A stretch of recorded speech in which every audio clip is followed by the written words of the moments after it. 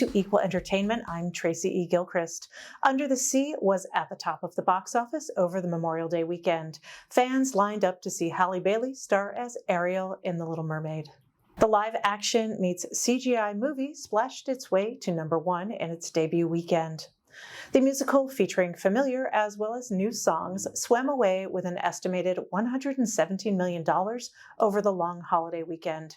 It's the 5th best opening ever during Memorial Day weekend. Disney's live-action remake of the 1989 classic outswam the competition as the 5th biggest Memorial Day weekend opening ever. Halle Bailey is the first Black actress to portray Ariel, and it was a special moment for her family. Halle's aunt and grandfather are sharing that their family's connection to slavery made this moment extra special for them. This man, whose dad picked cotton.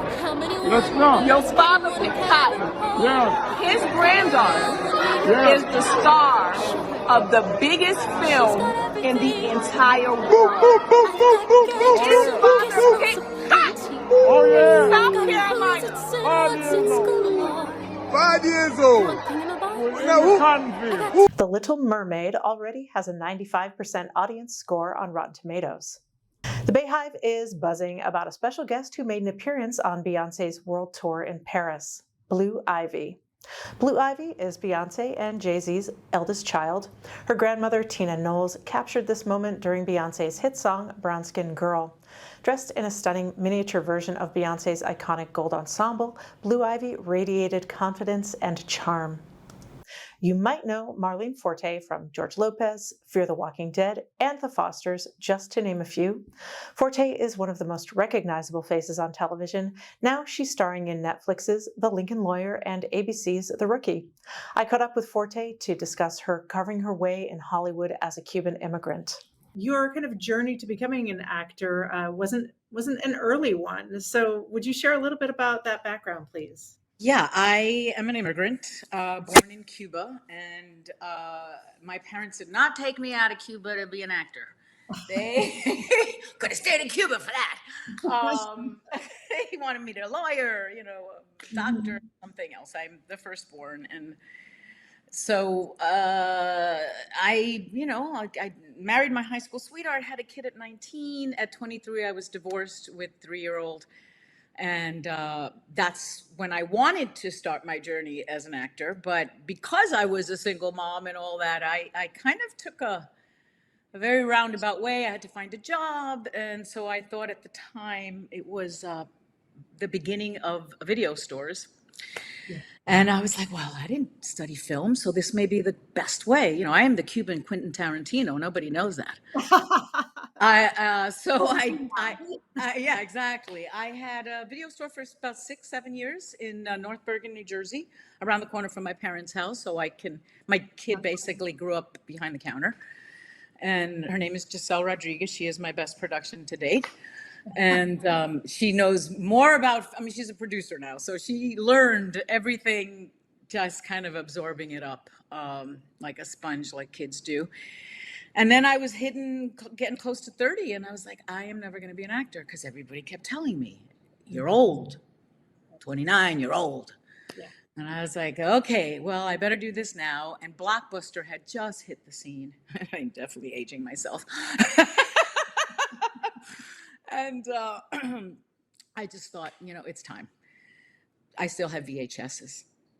Yeah. So I sold my stock, which was probably worth nothing 5 years later.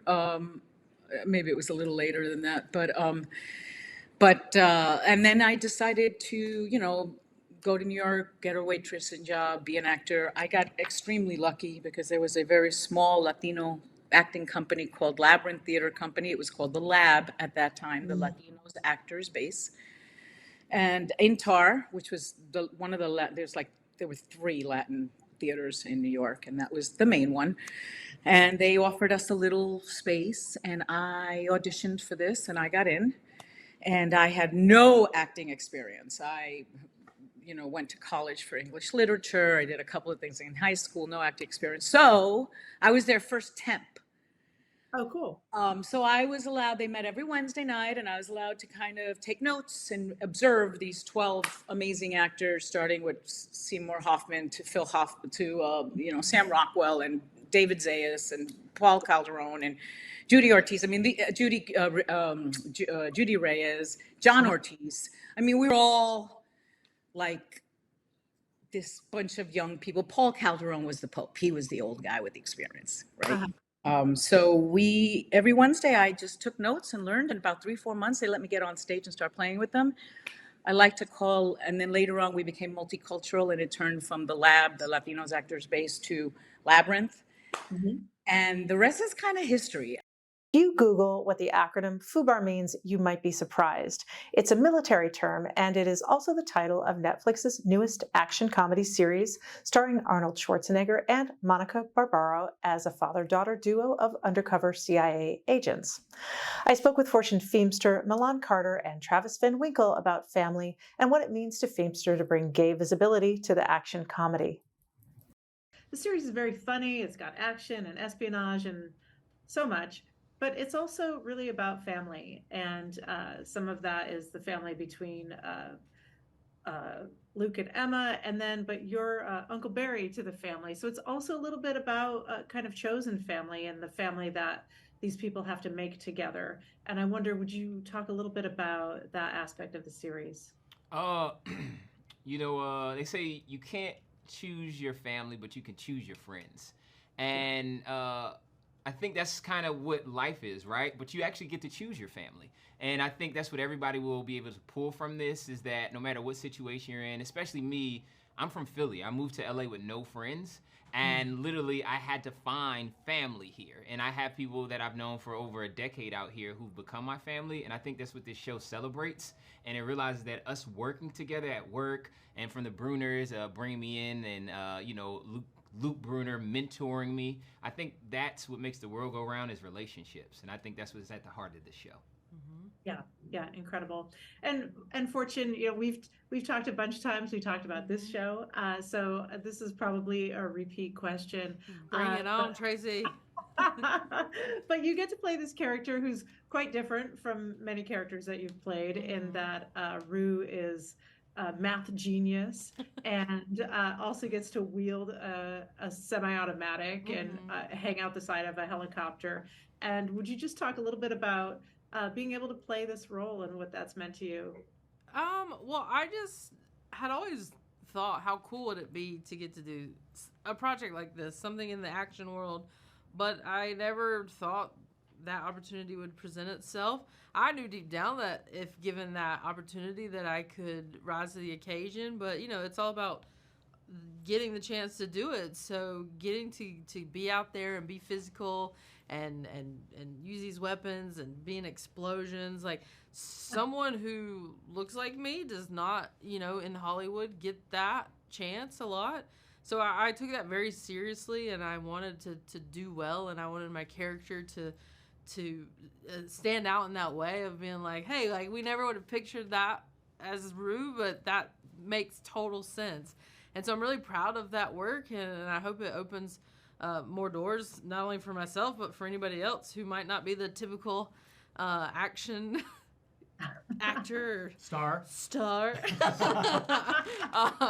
But yeah, I really, really loved it. The action part was one of my favorite things about this project. Yeah, great. It was fun to watch you do it. Oh, thank you. And then, Travis, I wonder, would you just share, was there any scene or like a day on set that was particularly fun for you, or something that you, really recall as a good day? Yeah, there was a moment where all of us were on set. It was in episode 7, and we're all making fun of this guy, his character Barry, and we're giving him advice about love. And I feel like the writing was just so good for that scene, and we were all in such a great flow as just friends. And I feel like that was just a day that we laughed so much on set. And we're getting paid to do this. FUBAR is streaming now on Netflix, and that's all the time we have today. You can stream more Hollywood headlines and interviews now on the Advocate channel. I'm Tracy E. Gilchrist, and that's what's happening in entertainment.